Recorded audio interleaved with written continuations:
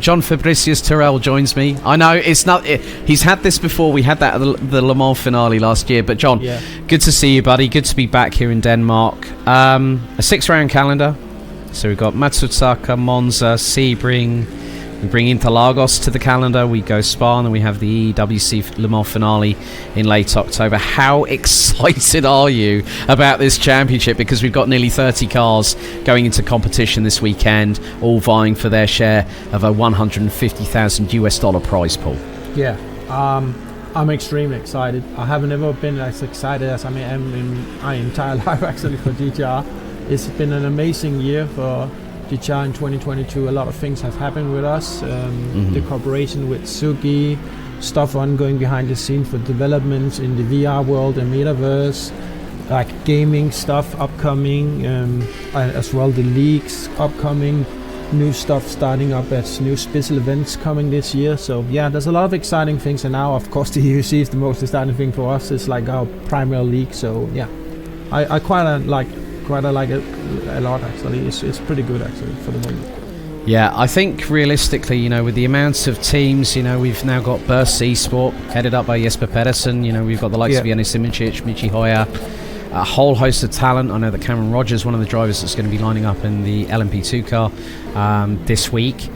The amount of interest. We've got Sem 9 Axel, we've got Daniel Murad, a real life racer who's just done a deal with Advanced Sim Racing over stateside. He's a real life works driver for Mercedes AMG GT3. But also the caveat that MPE, the culmination of Musto and Pescado, when you and I had initial talks with Eros Masciuli, and he said, yeah, we're bringing a real life WEC driver. So, ladies and gentlemen, brace yourself for an actual driver that's going to be competing in this year's FIA World Endurance Championship in GT AM with GK Racing, Italy's Riccardo Pera, who is also a vice champion back in 2019 of the European Le Mans Series. That's what we wanted. We wanted real life people to get involved. Obviously, Alex has been a real big champion. He said to me earlier on when I talked to him, obviously we had to mitigate the circumstances, reference a 7-hour time difference. So Alex wouldn't be able to be with us because at the moment in Malaysia, in Kuala Lumpur, it's just gone 4:30 in the morning. So we thought, well, we'll get that interview out of the way. But he was really excited. The team's really hyped up. They're a little bit rusty. But everyone deserves a break, even in the sim racing world. Wouldn't you agree?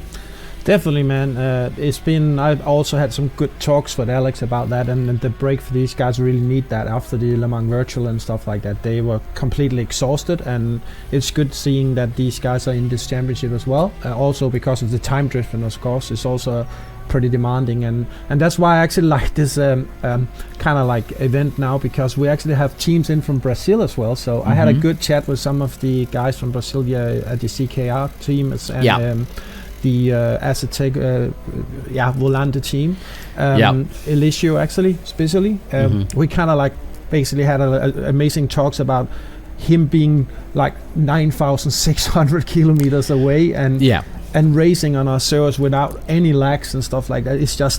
It's so good to be in that situation, and we want to have the most stable environment for all our drivers. That's the main key focus for me, to ensure that for the teams that actually compete in our championship.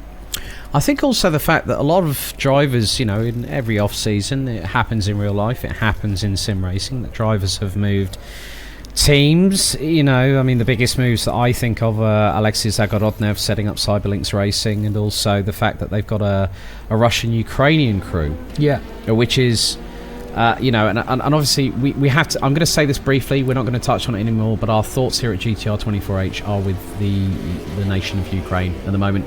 We're not going to talk about that, because what we tend to find is that motorsport crosses boundaries, divides, cultures, creeds, whatever.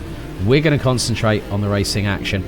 And Jon, obviously new liveries. Juice's Motorsport Club come back, LMP2 and the Academy car, they go to Aston Martin. I'm going to be catching up with Nick in about just under an hour's time, and we're going to find out from him, how the team have been preparing in the off season. We got some great pedalers in there, Robert Pawn, Saba Kiss, and obviously free practice. We're trying to keep this as real to life as possible, whereby we had the teams talking to us via a dedicated Discord server, saying, well, it's going to be like driving on ice. The thing is that what we want to do here at GTR is take it up another level. We want to make sure that you get the full, unmitigated realism of going on a track, the cold tyres, the cold brakes, car's not up to temp, and this is where you know they're going to have to fight for this prize fund this year, Jon, and I couldn't be more excited as well.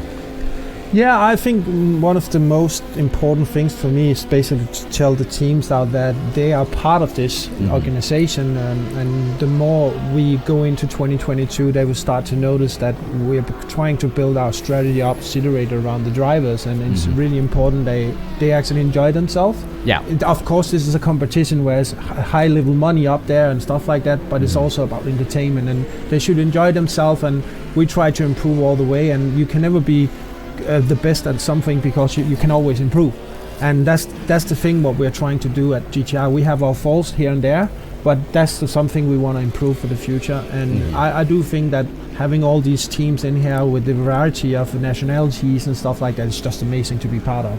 I love it by my heart. It's so close to me, and it's something that I really enjoy by sim racing is the community of drivers meeting up, especially our physical event. That's something I miss very much, and I hope we have the possibilities to actually go through this year with that.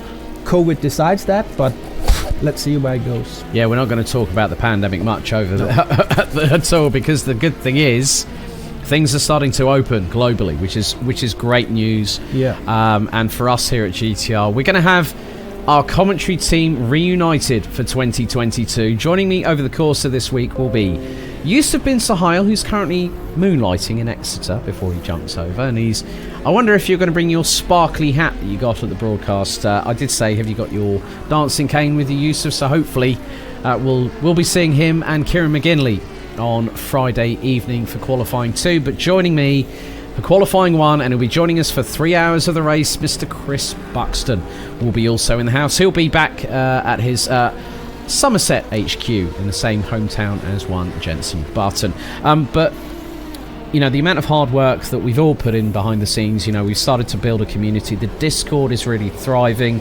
The teams have been very, very, I wouldn't say the word vocal, but they've been very, very constructive. Yeah. In a lot of points, and obviously there's been a couple of changes. I mean, let's talk about with the fact that the DPIs and the LMP2s were very, very close last year, but this year there's been a power increase. Obviously we've actually gone by guidance from and I have to say a big thank you to Marcel Offermans from Studio 397, who said in 2019 that the best way to do it, the only way you're going to do it, is you're going to have to increase the power. And we are seeing at the moment Henry Sinnick 1 minute 44.622 in the number 64 LMP2 car, and you know what, it's actually closer than I thought it was going to be. Alexei Zagorodnev has just put in a 1 minute 46.486. However, free practice times do not, as we both know, Jon, tomorrow night in qualifying we're going to have a daytime and a nighttime session, and the combined average of those best lap times decides the grid for Sunday afternoon when we kickstart things at 2 o'clock.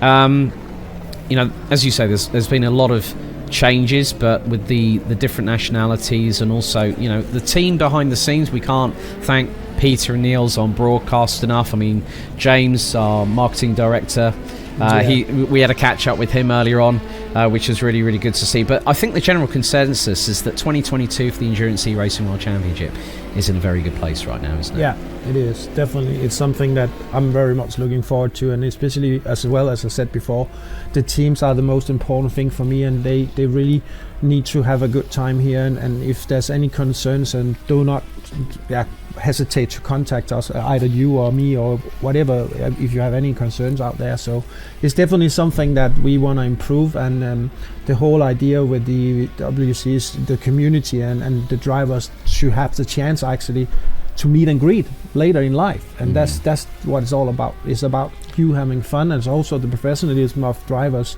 having a good competition in the same level of driving skills. And that's why I like this championship, because you can also come in as an amateur rookie driver, and you also have the possibility to compete against some of the best one out there, and you only learn by doing. Yeah, practice makes perfect, as the old adage goes. But yeah, I mean, just looking at the track itself, John. I mean, I'd like to get it from our CEO's perspective. You know, you've been with GTR for a number of years now, but obviously Matsusaka, steeped in tradition. It's been open since the early 1960s. It gives the drivers a firm test. You know, there's lots of sweeping corners. There's the S-bends, there's the Degners, there's the iconic 130R, where we have seen before the official free practice session tonight that people have had more than their few exit stage left or stage right and heading into the barrier. It's a track that rewards precision and bravery in both equal measures, doesn't it? Yeah. Actually, the one thing I actually want to mention, which I find is a little bit unfortunate, is that this Matsusaka track we're using is actually quite old. I think it was released in 2015, I think, and it could really require a graphical update. So I hope the plan from Studio 397 is actually to do an update to the track by laser scan it and stuff like that. And that would definitely help on the track side of stuff, and yeah, and get an update on that. Well, the funny thing is, I have to give a little bit of a shout out. You might see a little sticker. We had a visit from Maria and Henrik from Glam Racing. She's just asked me, have I tasted the lemon drizzle cake? Maria, I'll be completely honest with you. After the session tonight, I will be taking a nice, big, hearty bite. That's for damn sure. No, you won't. You will be craving it. I will well, I won't be eating it all to myself because I've got to save some for the crew. But looking at the times at the moment, well, turn lower has just gone quickest in LMP2. Right, get this. 1 minute 45.906. You know what that says to me? Shots fired. Yeah, I was a little bit surprised about that, Jim. Him going away from deuces and stuff like that. And when I saw that subscription with Team Iris, I was a little bit, what's going on here? Yeah.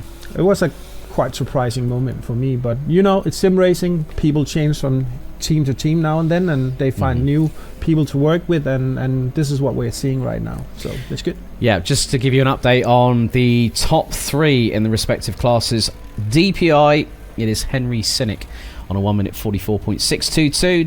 David Mrocek from Burst Esports Simplexity. Sorry, Jesper Pedersen. I'm going to try and get it right by the end of the evening, and it'll be good for qualifying tomorrow. 1 minute 45.290. Then Michi Hoyer, 1 minute 45.570. That's the top three in Hypercar. LMP2, it's Turn Lower versus Alexis Zagorodnev. So Team Iris and Cyberlinks Racing. 1 minute 45.9 for Turn Lower, and for Alexi it's 1 minute 46.486.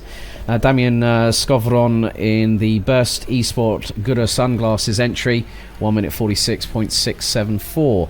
Then we turn our attention to GTE, and it is Mugen Sim Racing's number 67 of Zoltan Varkonyi, 1 minute 57.255. DIS, and as I say that, Roland Zooks goes quicker than Zoltan Varkonyi. You can see there's a little bit of bragging rights going on there. 1 minute 56.729.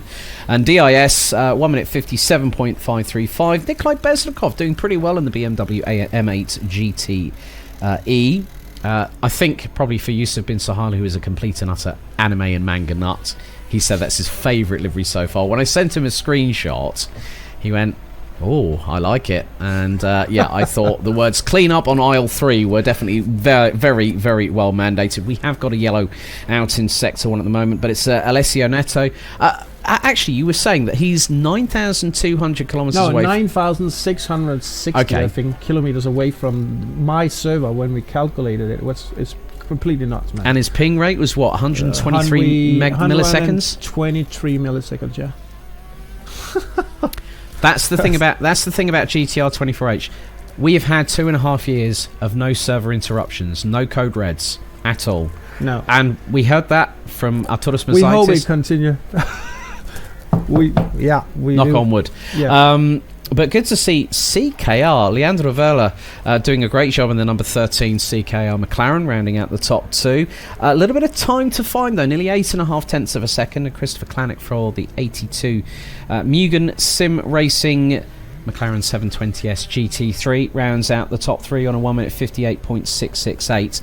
Well, I think we're going to go to a brief commercial break now because John has got plenty of work to do behind the scenes. So I just have one quick note I would actually like to mention is that we made it possible for us to go live on the Motovision TV for the entire weekend. So you will be able to watch it on their app, going live from 2 p.m. on this Saturday. So that's all. Yes. Well, there we go, ladies and gentlemen. Our first guest of the official press conference, CEO of GTR24H, Jon Fabricius. Thank you for joining me. We'll be back in just a couple of months' time.